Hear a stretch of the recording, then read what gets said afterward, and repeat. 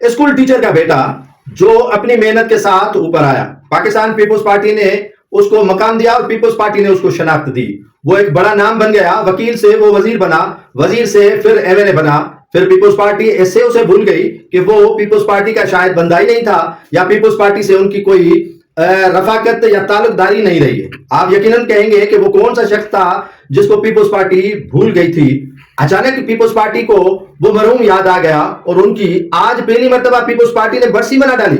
ये बरसी आज गालिबन कोई 8वीं बरसी है मरहूम अयाज सुमरो की। अयाज सुमरो को हमसे बिछड़े हुए 8 बरस बीत गए हैं। एक नाम था, वजीर कानून था, एमपीए था, लाड़काना की शरफ था, जो लाड़काना की बात थी उनके काफी मर्तबा प्रेसिडेंट भी रहे और पीपुल्स पार्टी के वो देरीना साथी भी रहे, कारकुन भी रहे, मोहतरमा बेनजीर भुट्टो का देरीना साथी भी रहा। लेकिन जब वो इंतकाल कर गया तो उसकी बरसी पीपुल्स पार्टी की जानिब से कभी नहीं मनाई गई।